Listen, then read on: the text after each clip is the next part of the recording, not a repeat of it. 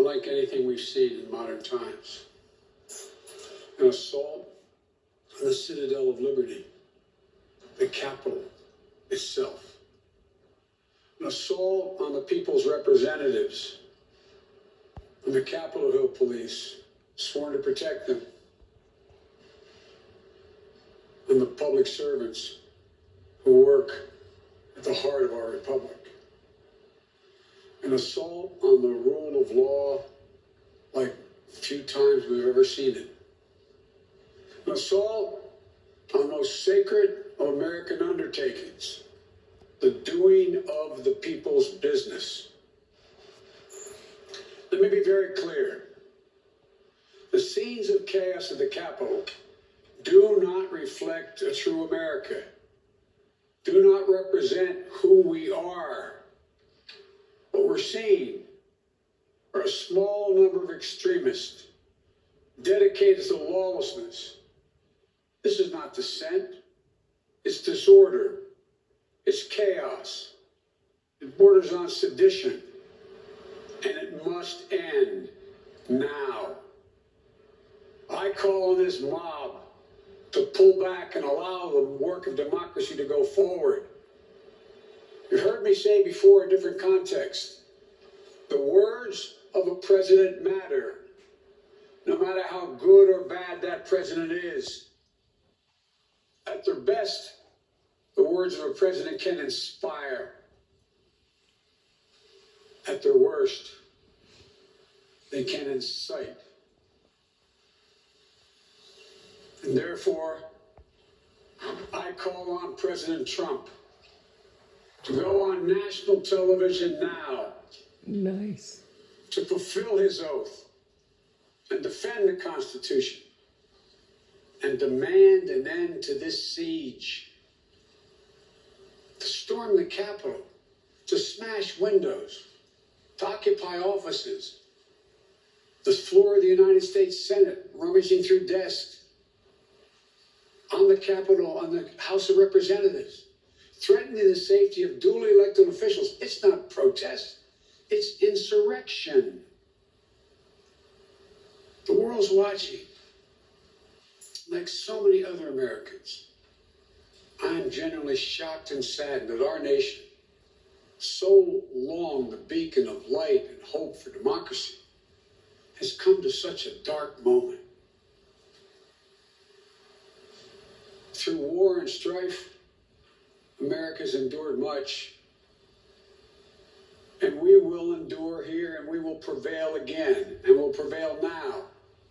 The work of the moment and the work of the next 4 years must be the restoration of democracy, of decency, honor, respect, the rule of law, just plain, simple decency. The renewal of the politics. It's about solving problems, looking out for one another, not stoking the flames of hate and chaos. As I said, America is about honor, decency, respect, tolerance. That's who we are. That's who we've always been. The certification of the Electoral College vote is supposed to be a sacred ritual to affirm purpose is to affirm the majesty of American democracy.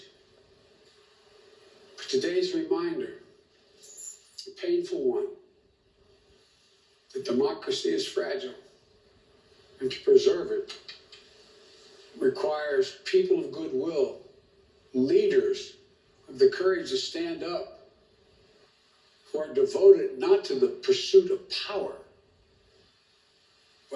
or the personal pursuits of their own selfish interest at any cost, but of the common good.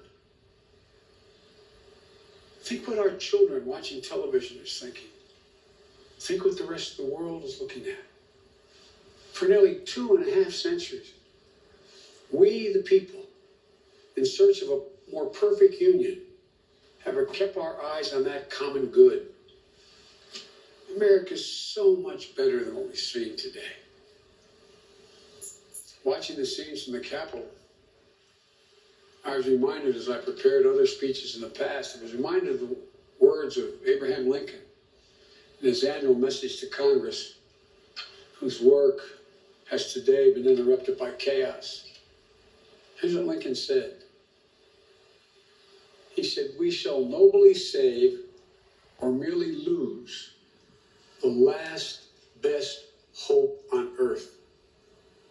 Went on to say, "The way is plain, peaceful, generous, just. A way which, if followed, the world will forever applaud, and God must forever bless." The way is plain here too. That's who we are. It's the way of democracy, of respect, of decency, of honor,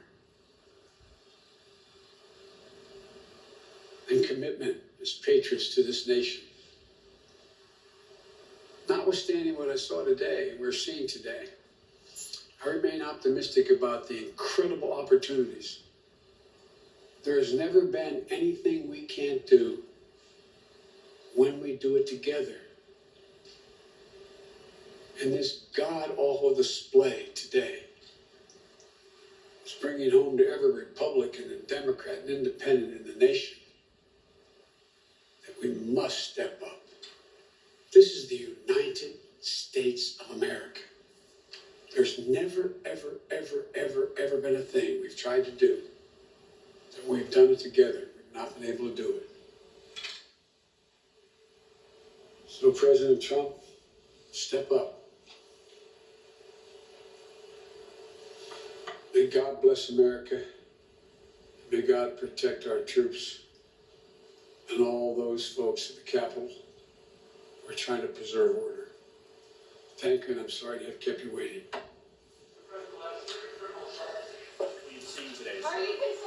Reflecting the tone so many feel on this day, the president-elect speaking there, the president, the sitting president, watching television in the West Wing. Why are they letting him in? Well, Brian, I think we need to put that picture back up. There were protesters storming the police on the right. Biden's still talking. Enough is enough is enough.